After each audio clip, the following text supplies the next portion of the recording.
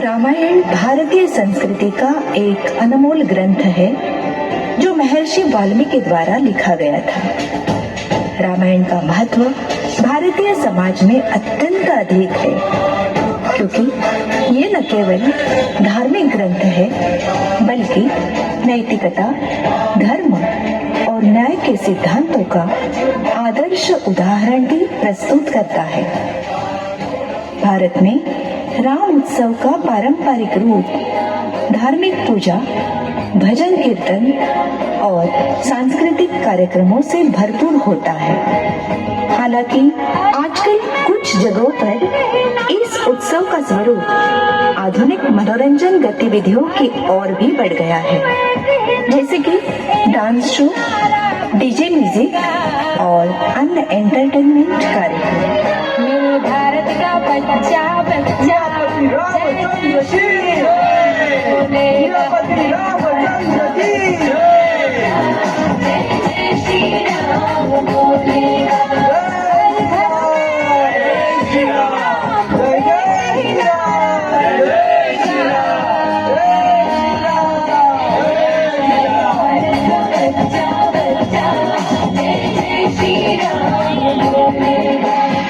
रामायण केवल एक ग्रंथ नहीं है, बल्कि यह एक जीवन दर्शन है जो हमें धर्म, नैतिकता और आदर्श जीवन जीने के लिए प्रेरित करता है।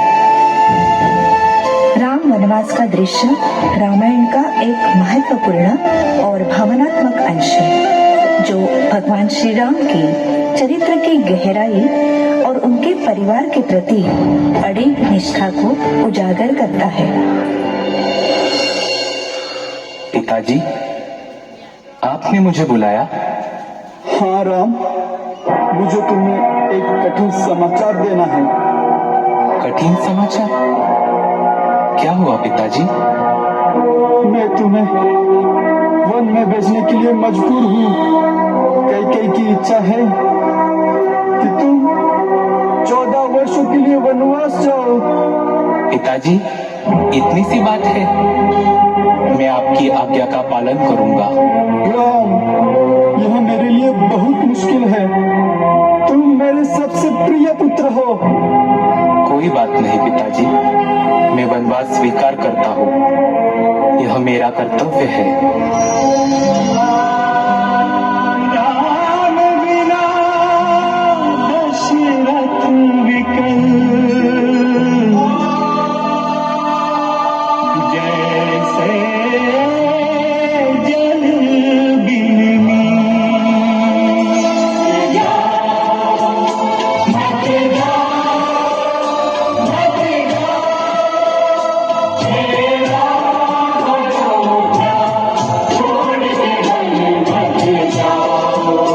समकालीन पीढ़ी अक्सर जय श्री राम जैसे धार्मिक नारे लगाती है, लेकिन रामायण में सिखाए गए गुणों को अपनाने में कसरत करती है।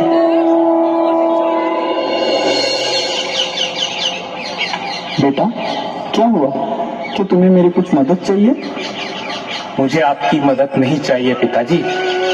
आप यहाँ रहकर सिर्फ मेरा जीना मुश्किल बना रहे हो। बेटा, तुम्हारी बातें सुनकर बहुत दुख होता है। मैंने तुम्हारी पूरी परवरिश की, तुम्हारे लिए कितना त्याग किया, और तुम ये सब कह रहे हो मुझे? क्या फर्क पड़ता है? आप सिर्फ एक बोझ हो। आपकी परवरिश का कोई मतलब नहीं। जल्दी से किसी वृद्धाश्रम में चले जाओ। क्या यही दिन देखने के लिए मैंने तुम्हें बड़ा किया?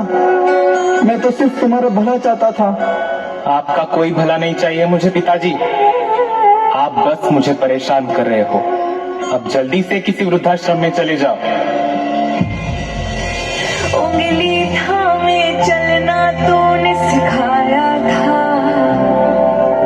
पाँव थके तो कांधे पर बिठाया था, खुद की जरूरत त्याग के मेरी खुशियों को पापा तुमने अपना संसार बनाया था। रामायण एक ऐसा ग्रंथ है जो जीवन के विभिन्न पहलुओं में आदर्श मूल्यों और नैतिकता की शिक्षा देता है, जैसे पिता पुत्र संबंध, पति पत्नी का रिश्ता, भाई भाई का रिश्ता। और अब ये देखिए आजकल का पारिवारिक दृश्य। तुमसे तो कुछ भी नहीं हो पाता। मेरी सहेलियों को देखो कैसे इधर उधर घूमती रहती है, लेकिन मैं तुम्हारे साथ नहीं फंस कर बैठी हूँ। मैं क्या करूं? मुझे भी समझ नहीं आ रहा, लेकिन मैं अपनी तरफ से पूरी कोशिश कर रहा हूँ। कोशिश से क्या होता है? मुझे तो एक अच्छा और आरामदायक जीवन चाहिए था। तुम्हारे साथ शादी करने का क्या फायदा जो मुझे आराम ही ना मिले।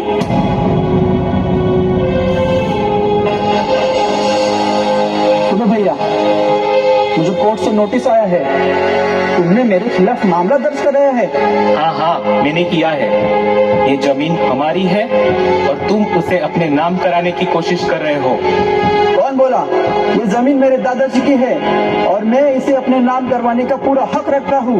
मुझे तुम्हारे दादाजी की जमीन से कोई मतलब नहीं, मैं अपनी हिस्सेदारी चाहता हूँ। अरे ओए, तुम जो ये कर रहे हो ना, वो सही नहीं है। तेरे को तो मैं कोर्ट में देख लूंगा। एक दुख पास रखना हो जिसको मिटाना है वो भी तो अपना है। हो जिसको मिटाना है वो भी तो अपना है। आज हम अपने आप को राम भक्त कहलाते हैं, लेकिन राम भक्त होने का अर्थ क्या है? राम भक्त तो वही कहलाता है जो भगवान राम ने दिए हुए आदर्शों का पालन करता है। क्या होता है इन आदर्शों का अनुसरण करना? हमें याद करना चाहिए जो श्री राम जी के सबसे निष्ठावान भक्त और दूत माने जाते हैं, सर्वश्रेष्ठ राम भक्त हनुमान जी को।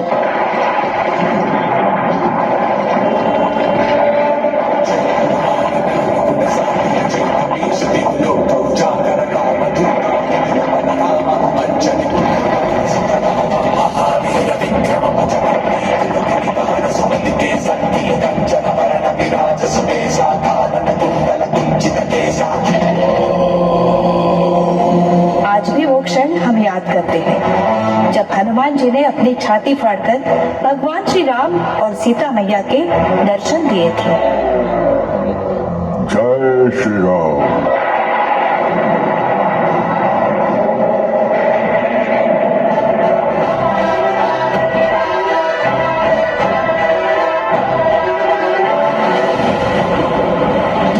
श्री राम को रावण के साथ युद्ध करने के लिए सागर पार करने की आवश्यकता थी, तब उन्होंने एक विशाल पुल यानी राम सेतु बनाने का निर्णय लिया।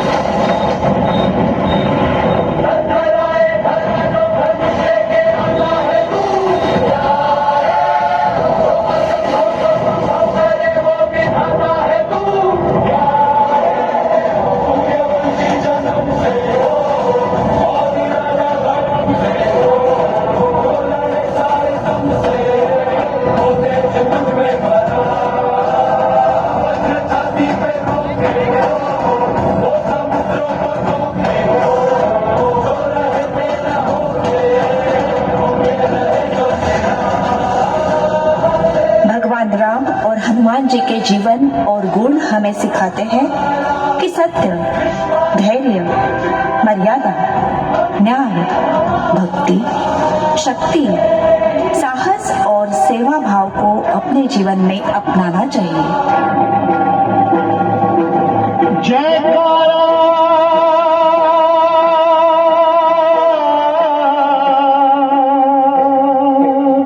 शेरों वाली का।